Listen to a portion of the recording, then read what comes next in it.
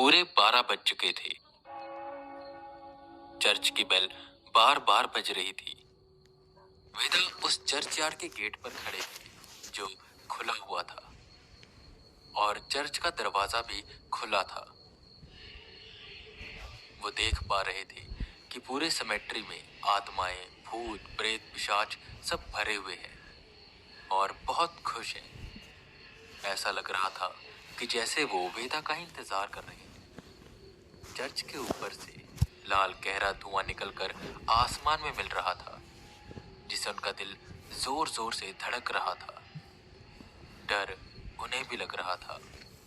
ऐसा लग रहा था कि पूरी दुनिया की नकारात्मकता आज बस एक चर्च के बीच में आ चुकी है।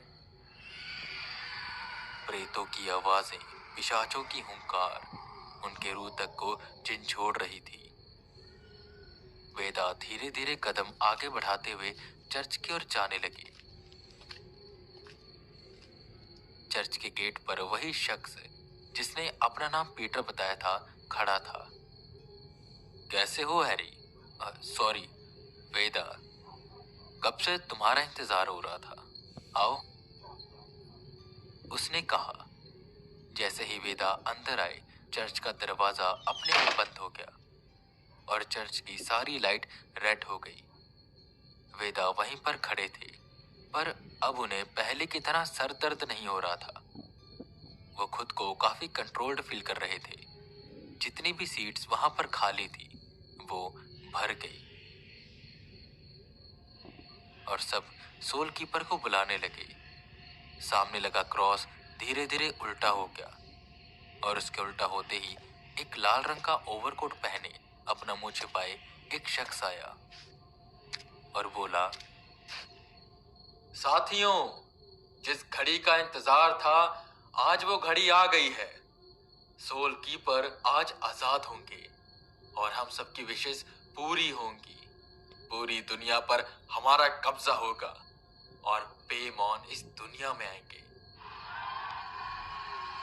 इतना सुन सारे बैठे लोग जोश से हामी भरने लगे। पर उसके लिए हमें इस इंसान की आत्मा सोल कीपर को भेंट करनी होगी ताकि वो अपनी शक्तियां वापस से पाएं और फिर वो इसी के शरीर में प्रवेश करेंगे। आज इतने सालों के बाद हमारा इंतजार पूरा होगा और सोल कीपर अपनी शक्तियों को वापस पाएंगे। वो अपना भाषण दिए जा रहा था जिसे वेदा सुनते जा रहे थे। वो इतना तो जान गए थे कि शिकारी आज खुद शिकार बन चुका है। खैर, चर्च की बेल बजी।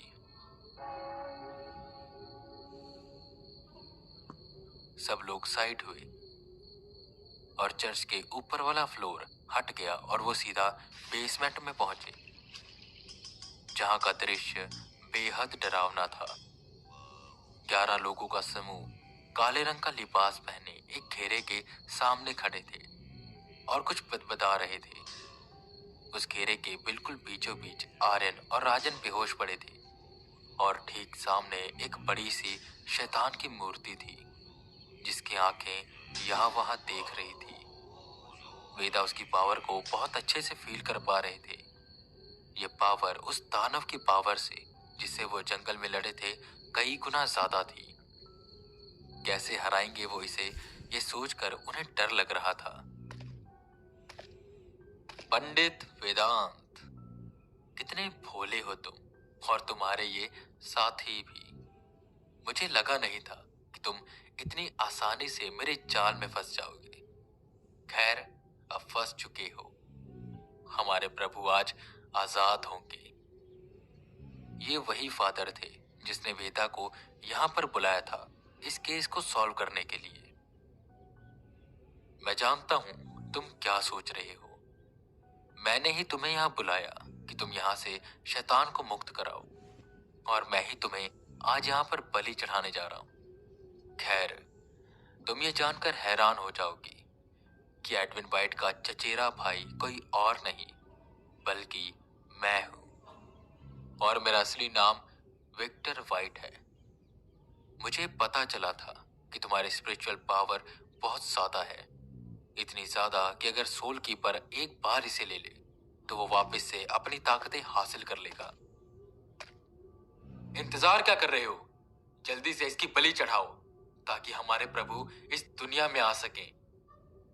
वो इतना बोल जोर जोर से हंसने लगा।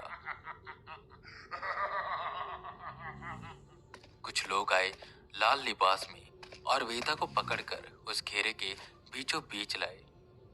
उस पर रिचुअल स्टार्ट करने के लिए कुछ खून की बूंदें छिड़की और बदबदाने लगे। ठीक है, पर आर्यन और राजन को जाने दो।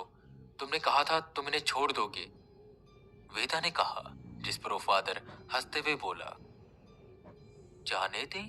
पर ऐसे कैसे? इन दोनों की आत्माओं के साथ प्रभु और भी ज्यादा ताकतवर हो जाएंगे। वेदा को अब गुस्सा आ गया। जो खून की बूंदें उन पर छिड़की गई थी उनमें आग लग गई। उनके शरीर से नीले रंग की रोशनी निकलने लगी और उनकी आंखें पूरी सफेद हो गई। ये देखकर सब डर गए। वो 11 लोग जिन्होंने काले रंग का लिबास पहना था वो जोर जोर से चिल्लाकर किसी को बुलाने लगे। जितने भी भूत प्रेत पिशाच बाहर थे वो सब अंदर आ गए और वेदा के ऊपर हमला करने लगे। पर वेदा के आगे नीले रंग की शील्ड बन गई जिसे उन पर कोई भी प्रेत पिशाच वार नहीं कर पा रहा था। उन्होंने अपनी जेब से होली वाटर निकाला।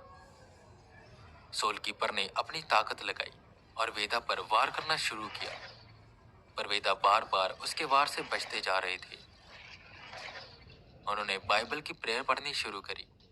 हॉली वाटर उस मूर्ति पर छिड़का। फादर वेदा की ओर भागते हुए आए। जैसे ही वो फादर वेदा के पास आए, वेदा ने उन्हें एक हाथ से उठाया और दूर फेंक दिया। ये सब देख किसी की भी हिम्मत नहीं हो रही थी कि वो वेदा को रोके। उतनी देर में फादर ने वेदा के हाथ में चमकता हुआ वो पंख का टैटू देखा।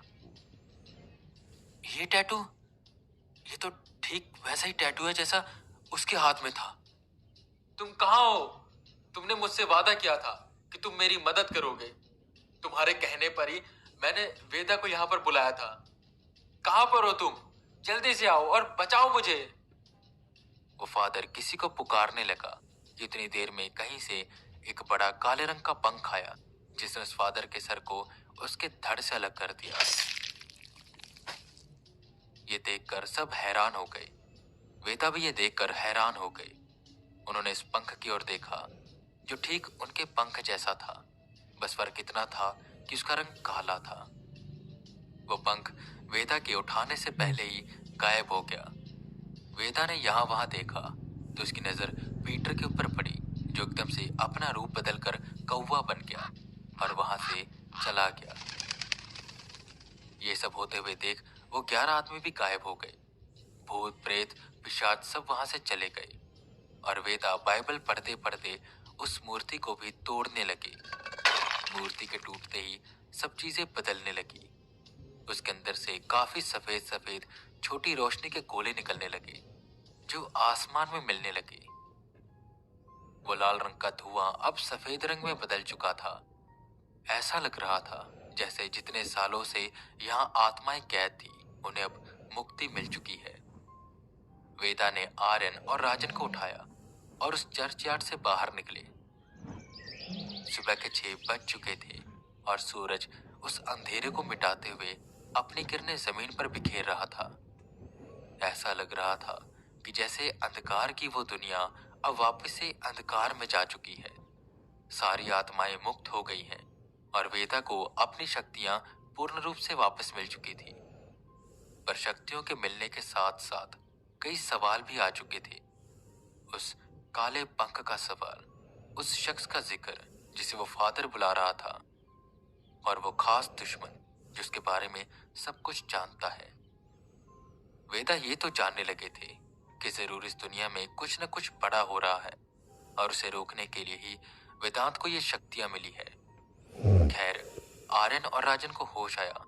वेदा उन्हें सारी बात बताते हैं सिवाय अपनी शक्तियों के और उस काले पंख के। सब कुछ सही सलामत हो चुका था। वेदा वापस से बनारस चले जाते हैं और आर्यन और राजन अपने अपने घर। वेदा के अंदर अब इतनी ताकत आ चुकी थी कि वो उस दानव को भी आराम से हरा सकते हैं, और अब उनका पूरा मन बन चुका था उस दानव से अपने मम्मी पापा और बहन का बदला लेने का।